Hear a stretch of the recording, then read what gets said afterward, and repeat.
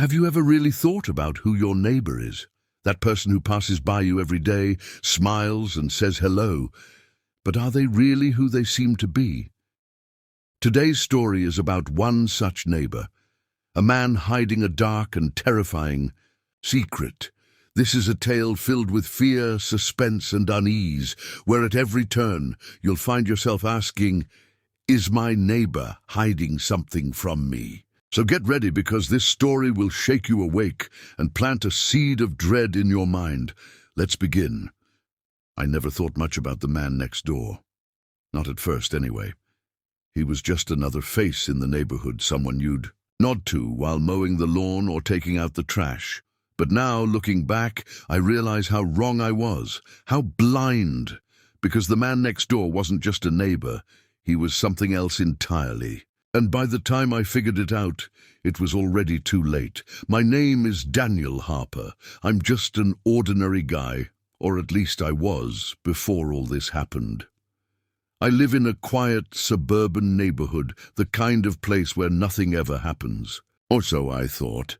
My house is a modest two-story with a small backyard and a porch that creaks when you step on it. It's the kind of place you buy when you're looking for peace and quiet. And for a while, that's exactly what I got. The neighbor moved in on a Tuesday. I remember because I was home that day, working on a freelance project that was due by the end of the week. I heard the moving truck before I saw it, a loud, rumbling thing that shook the windows as it pulled up next door. Curiosity got the better of me, and I peeked through the blinds. The man was tall, with a lean frame and dark hair that fell just above his shoulders.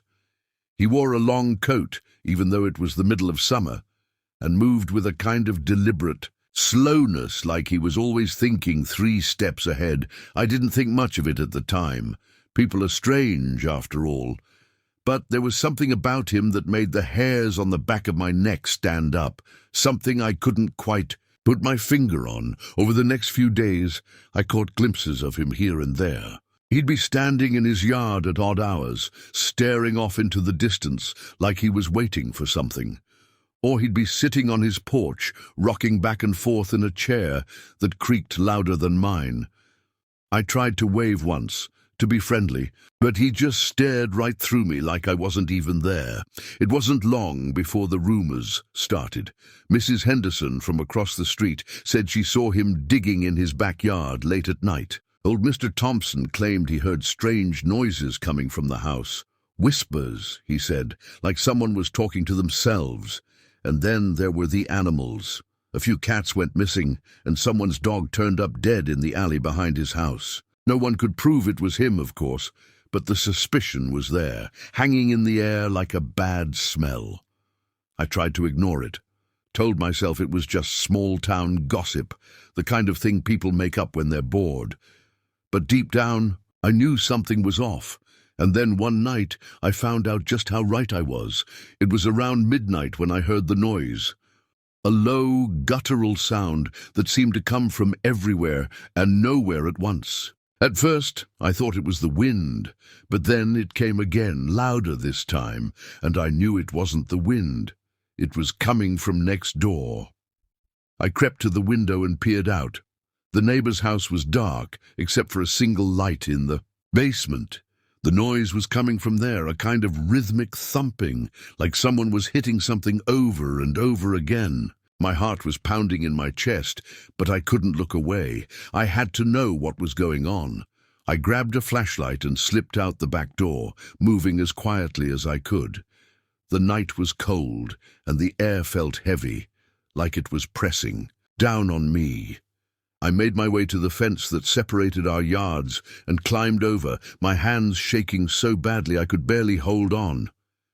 The basement window was just a few feet away, and I crouched down beside it, trying to steady my breathing. The noise was louder now, and I could hear something else too, a voice, low and raspy, muttering words I couldn't understand.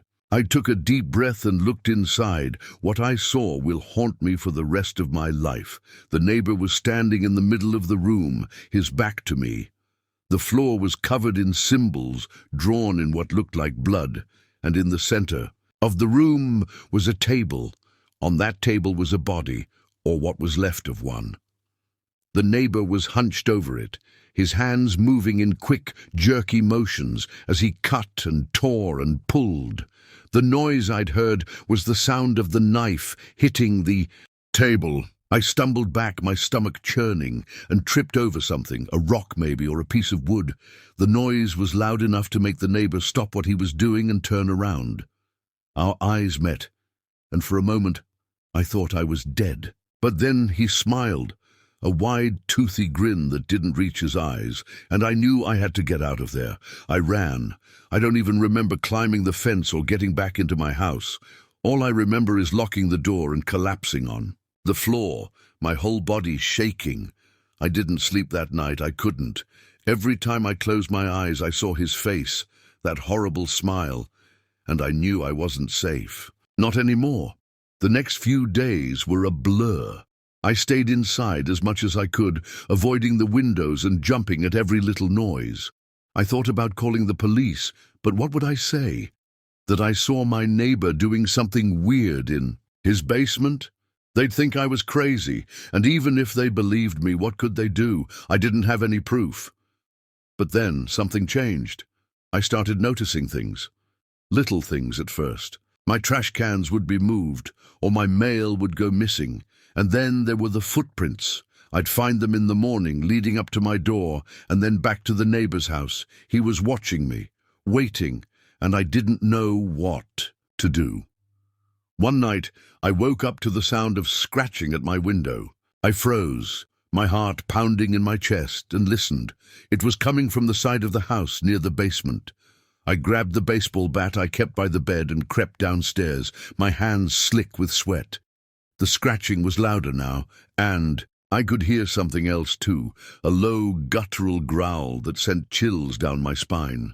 I reached the basement door and hesitated, my hand hovering over the knob. I knew I should call the police, but something inside me, some stupid, reckless part, wanted to see, wanted to know. So I opened the door. The basement was dark, the only light coming from the small window near the ceiling. I could see something moving in the shadows, something big and hunched over. I raised the bat, my hands shaking, and took a step forward, and then it lunged. I don't remember much after that.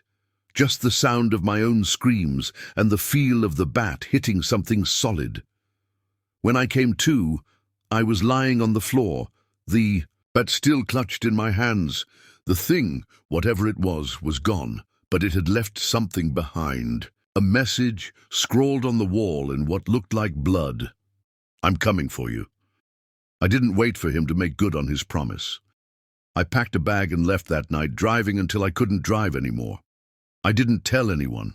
Where I was going, I just disappeared. But he found me. Of course he did. He's here now, outside my window, scratching at the glass. I can hear him laughing, that same low, raspy laugh that haunts my dreams. I don't know what he wants, but I know I can't run forever, so I'm writing this down, just in case. If you're reading this, if you've found this story, then it's too late for me. But maybe, just maybe, it's not too late for you. Be careful who you trust. Be careful who you call your neighbor, because you never know what's hiding behind their smile. The scratching stops, the laughter fades. And then there's nothing but silence.